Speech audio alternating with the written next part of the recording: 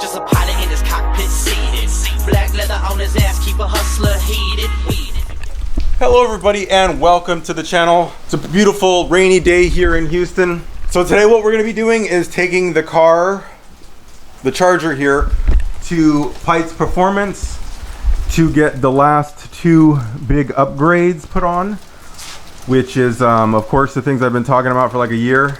I got delayed like crazy, and that's the HP90 transmission and the F1A94 blower. So hopefully soon this car will be putting out over 1,000 horsepower on E85, and yeah, gonna be pretty cool. So far you can see I just I swapped the Demon wheels back on it, on the back, which are I think 315s in the back, whatever the larger size you can fit. And then of course here's my drag radials, which I took off. Race Star rims, GT Street R's.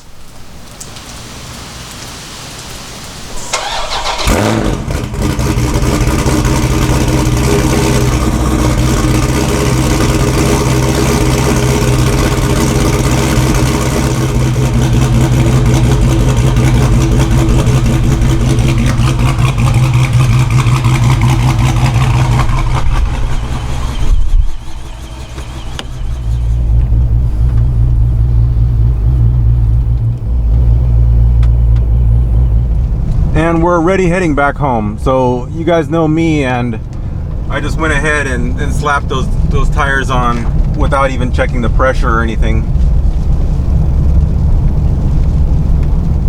And apparently those rear tires have gotten down to 23 psi just sitting in the garage. So don't want to really drive 50 miles with them like that. So I'm gonna go back home to fill them up. So I always thought this was interesting. A lot of cars does this, including the Tesla. If you look, it says the top ones are at 28 psi, 27, and yet the bottom right one is at 30, and that's a problem. But so maybe the back can't be that low, but the front can. I've had it where like both sides are the same, and it'll say one is wrong and one is right, and the Tesla's done that too. I don't know what. Maybe it's some complex algorithm that knows if the tire's been inflated, and knows how long it's been deflated, and it's like it goes through some very complex algorithm to determine whether or not you need to add pressure. And yeah, makes no sense.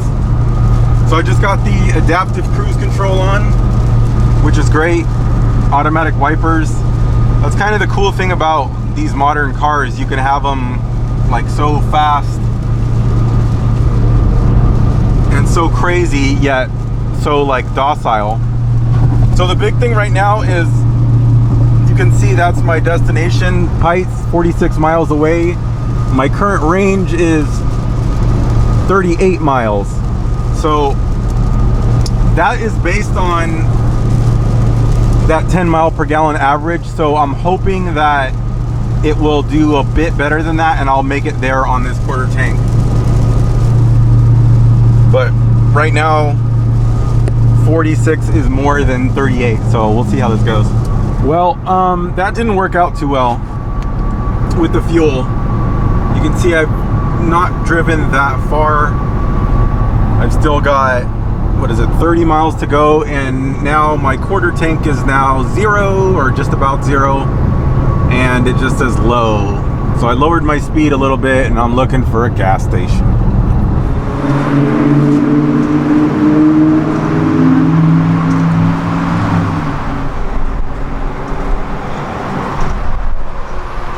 So I'm only gonna get probably like maybe 2 gallons, 2.5 gallons. I'll do 2.5. I'll do 3.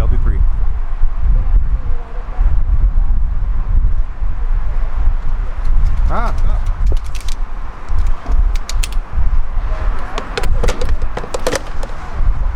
A little over.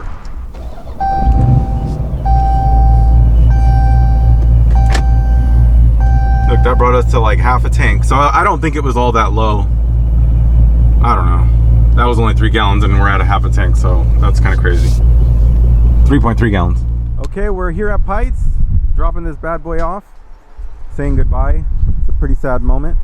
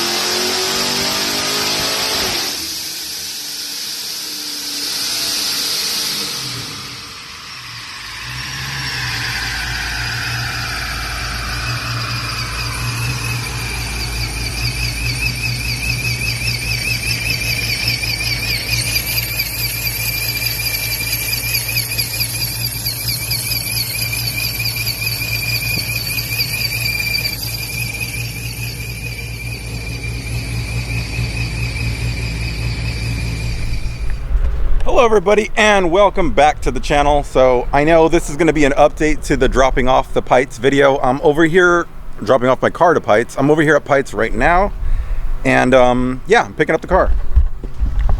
So for those who don't know, this is the F1A94 Procharger that I bought actually quite a while ago.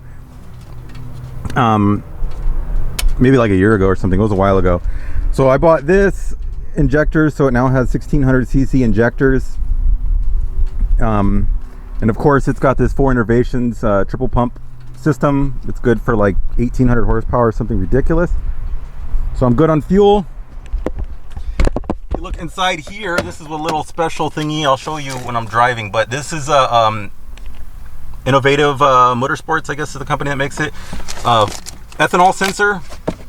I just have that chilling in the glove box because I've heard a ton of horror stories about people getting E85 that's not quite E85 and then blowing up their motors. So for like the $300-400 that sensor cost, it seemed like a good safety thing, just to, you can always check on the ethanol that's in your tank and know that you're running a good enough mixture. So anyway, the other thing, you can't really see it, but it's got a HP90 transmission now. So yeah, it should be ready to run pretty damn hard. I can't think of anything else that I need to do to it. Yeah, so right now it's making I'll get the exact number, but it's 8 something to the wheels on Pites' dyno here, which is a lot of power. That's on a normal dyno that would probably be 900 something on a non, the dyno stuff. But anyway, that's a lot of power, dude. This thing is crazy. Easily 1,000 to the crank, and yeah, pretty cool. I love this color of the car. This is another color that I was looking at getting before I got the yellow, and I think it's a pretty cool looking color. I kind of like it more than the yellow, but whatever, so I'm happy with mine. Yeah, this looks cool.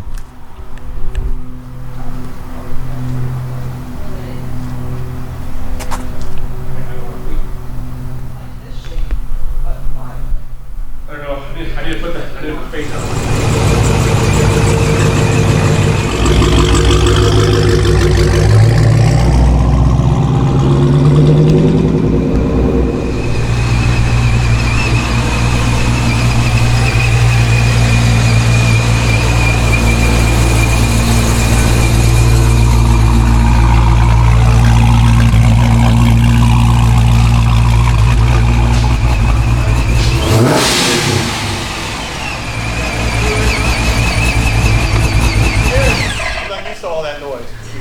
I like the way this blower sounds a lot better than the other one. I hated the like that I didn't get the helical gear set or whatever that makes it quieter.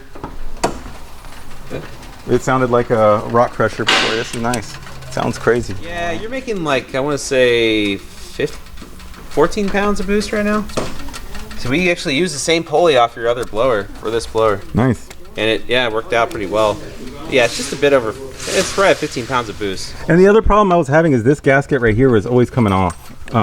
This guy right here? Yeah. Yeah, that's kind of a common issue on the Procharger setups, unfortunately. But we got it wrenched down pretty good. Yeah, it seems good. It's solid right now. Some people were saying that the engine's moving too much, maybe. Like I need solid motor mounts. I don't know. I mean, I actually don't have much of an issue. However, I have seen the motor mounts fail. And so, like, I've seen them, like, literally, like, leaking on the ground. Yeah, actually, yeah. Yeah, so that's definitely not ideal. But yeah, no, I think it should be fine.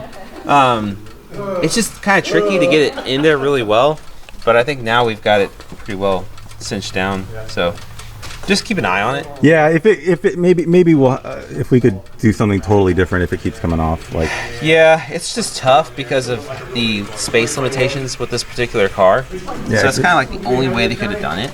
Can we cut? I mean, yeah, if you cut enough, you can do whatever you want. Yeah. I just don't like interfering with the safety too much. I don't know how much cutting, Yeah, this wouldn't really affect the safety. Like I don't feel like this. Seems like Yeah, that's probably would be no big deal. Yeah. So, but yeah, We'll hope we don't have to go to that. Yeah. I don't want to do that. I just don't want it to keep falling off. no. I think. Well, like I said, they're a little tricky to get on. I don't think did we remove that? Because you brought it to us, the blower already installed, right? Mm-hmm. Did we mess with that? You fixed it the first time because okay. Yeah, it was starting to come off from Okay, gotcha. from Sirius HP. Well, yeah, it could happen to anybody. Yeah, of course, it had nothing to do with them. I mean, Yeah. it was just Yeah. when I brought it to you, it was leaking. Is what I mean. Got you. Yeah. Somebody actually mentioned that to me. Like, did you fix this boost leak? I'm like, oh, you mean this? Yeah. Okay. Yeah. It was coming off completely at points. Like when I brought it here, it was like Really? yeah. Okay, got you. It was off. Okay, well, if that's the case, like, maybe if you want to bring it by in, like, I don't know, a few weeks. We'll see if it gives a problem. You Again. just keep an eye on it. If there's an issue, we can look. We made a whole twin turbo kit for a C8. Yeah, I know. We can figure this out. I know. Like, you know what I mean? So. Well, the other thing I was thinking is if I go with a different intercooler setup, which will I have to with this?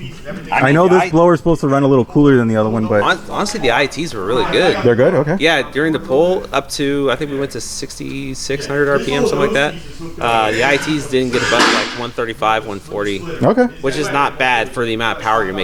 I was hoping that this blower was going to be cooler than the other one. Yeah, I mean it's more efficient. Yeah, that's the at thing, higher yeah. at higher RPM, so that does help. But it's also making more power, so it's going to generate some heat. But the efficiency, you're much more in the efficiency range of this blower now, right? Because you could push this blower to probably 20 to 23 pounds of boost. But right now, being at 14, 15 pounds of boost, it's like right in the sweet spot. But I mean, you can make 1,000 with this blower. Yeah. You know what I mean? So, and I have done that. Like on Coyotes, I made 1,000 or actually 1,100 wheel with the F1A94 at about 20 pounds of boost. Okay. And the blower was pretty much done at that point. Yeah, right. that's now that's on a Coyote, so you would probably make more than that. With, yeah, I got a little bit more displacement. Exactly. A lot more displacement. So you're gonna have So yeah, I mean you're right in the sweet spot of this guy. It's not super hot. It's Nice. That's what I was trying to come up with, is like a setup that's drivable and somewhat tame. yeah. So the thing about the F1A94 actually should be more drivable now, because we basically stayed about the same torque level, but you only picked up on top end. Basically, so how do I put this? Can you make a dyno to overlay between the previous? Oh, yeah, the old one and the new one. Yeah, Nice, I don't perfect. know if you, I didn't print it out for you. That's why. Let me pull it back up. Okay, so that was your best pull from before. Okay, this is the previous pull. I think it topped out at like 710 or 700 horsepower on the dot on 93 octane. Yeah. Right, with about 13, 14 pounds of boost. Now, if we pull up your latest and greatest, so it picked up huge on the top end. Yeah, on the low, it's about the same. Yeah, actually a little bit less, and that's what I was going to get at. Like right off the line. Yeah, the F1A94 is not as efficient at lower engine speeds. Yeah, I heard that. Yeah, it's designed all for top end power, right? So you already have a stroker. Yeah, right? I don't really need low you end. have a ton of torque. I can light up the tires on demand. So that's what I'm saying. It's actually maybe more ideal for street use. Yeah. And then on top end, especially like roll racing or having fun on the highway, this is going to be. Yeah, it's gonna. I mean, look at that difference. Wow, that's incredible. That's you picked up 100 horsepower on the top end. Yeah, that's like, nice. Actually, a total of 112 horsepower gain. Nice. Now some of that might be from the 85, of course. Yeah. But I mean, I really wouldn't push that kind of power on 93. Yeah. About 750 wheel is the most I want to go on 93. But yeah, no, dude, it's an animal, and I mean, it's just now. If you're gonna make any more, I would go to a dedicated drive or 8 rib setup of some sort. Or something, Yeah. right? So I know it's gonna start slipping. Yeah, I mean we're okay right now. It's not slipping at all. No, not right now. Okay. But I mean on the street with different varying loads, off throttle, and it might stretch a little bit. There's other variables that are gonna come into play there, so I can't speak for what's gonna happen when I beat up on it. Yeah. For a long period of time. But I would definitely, that'd be the next thing I would do. That's going to be your Achilles heel right now. Yeah, I know. Would be the 6 rib. All right, everything looks good. It's perfect. So HP90 will perform just like the other one, like the same thing. Yeah, it's shifting great. I just put my my typical adjustments in it. All torque management's there active, so it's going to pull plenty of timing for the shift. Just basically helps save the clutches. Yeah, I mean, I didn't break the 70, so I don't. Yeah. I'm sure I'll be fine with it. Yeah, just because Everybody was saying the 70 was going to break, and it was flawless. I got my safety measures, man. Yeah, it's flawless. I mean, it like yeah. I almost wanted to just keep the 70 to see when it would break, but it's why. You know? Speaking of that, we need to figure out something to do with that too. If you know of anyone, or if anyone on the channel knows anyone that needs an HP70, as a core to build it. Yeah, or as a core, or as a working transmission that has 14,000 miles with a blower on it. And it's probably fine, but only 14,000 miles. It's not like it's... And we had, like I said, all torque management. Yeah. So if anyone wants an HP70, I got one. All right, well, thank you. I think we can do the COVID fist bump. Yeah. And yeah, I'll go take it to get some gas and then... Yeah. Well, I'm in the car. This is my first drive. The first thing I could say on the driving impressions, or more so the noise, is that this blower sounds way cooler than the other one. Listen to this. No rock crusher. No rock crusher sound.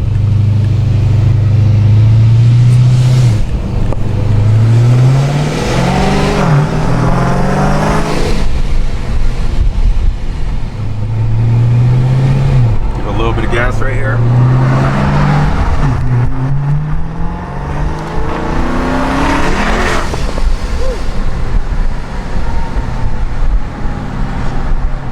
Well, I'll say power band wise, it's a lot more like snappy, I guess, kind of more similar to a turbo. But I haven't driven it quite. I mean, that was one pull, but just from my initial impressions, it feels snappier on the top end. Like once it spools, like it lights up the tires, kind of like a turbo car. Oh no, I gotta turn this on to eco. I love my trans being on eco. It starts it in second gear and it just makes it so much smoother. So it just pulls into the gas station. This is Stripes. It's got a 7-Eleven. We're starting to get 7-Elevens here in Houston now, which is kind of cool. So anyway, I was going to show you guys the innovative Motorsports ethanol sensor. So this is what it is. It's just in the glove box. I wanted it out of the way, and at any point I can just see what my ethanol level is, and right now it's 77.6%, and it just gave me the low fuel thing. So of course, as a true nerd I am, we'll reset the MPG, and then we'll see what we get on the way home on ethanol.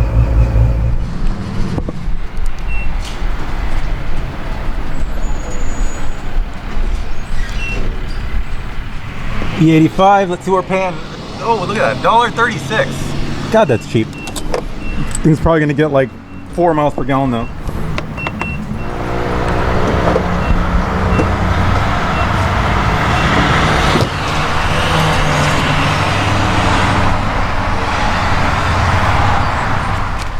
So she took 12.9 gallons, and that was only $17.73. That's nuts. Clerk has receipt. What a bunch of, because that receipt has my car wash on it, and I don't have a mask in here. Oh, look at that. So we're running more ethanol now, which I assume Pite's probably added ethanol to my other gas, and that's why it was a little bit lower. So now we're running even more ethanol. Running E80.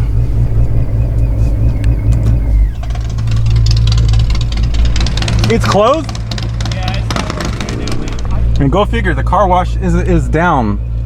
Why the computer let you order a car wash, and the dude gave me the receipt with the car wash, and I guess he didn't know. It sucks. Well, let's get you guys some real world ethanol mileage. Check that bad boy out. So he got me my 10 bucks.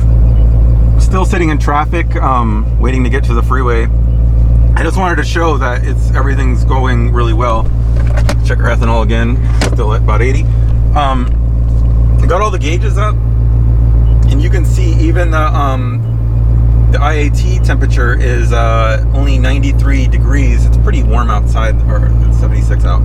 So even sitting here in traffic, nothing's really heating up. You see the 215, trans temp is 161.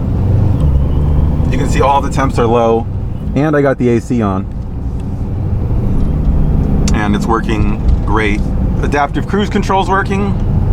Take that, Hellcat guys. Watch, I'm gonna turn on my adaptive cruise. I want you guys to do this in your Hellcat. Oh, you can't.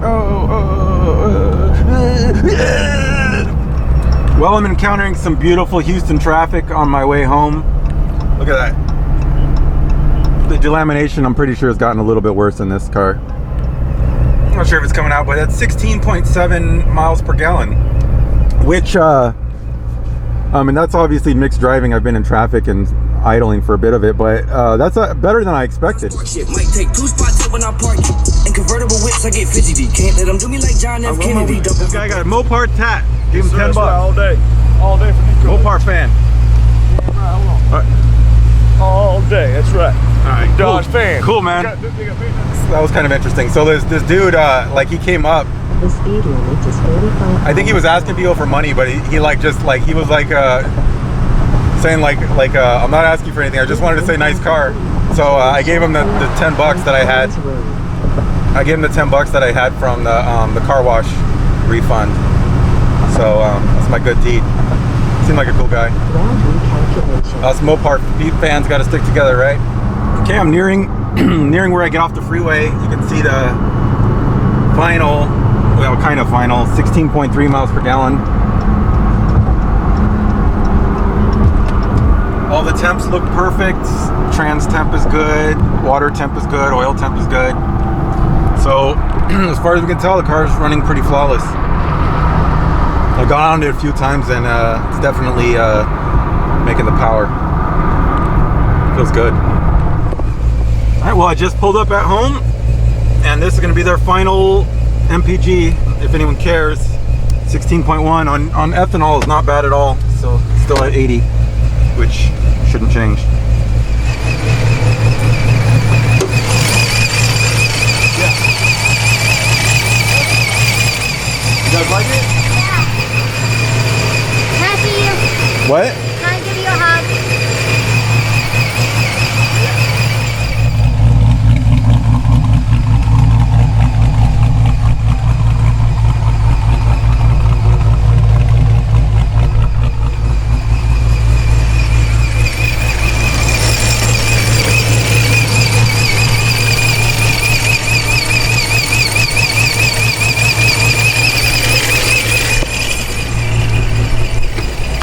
Glad to hear that.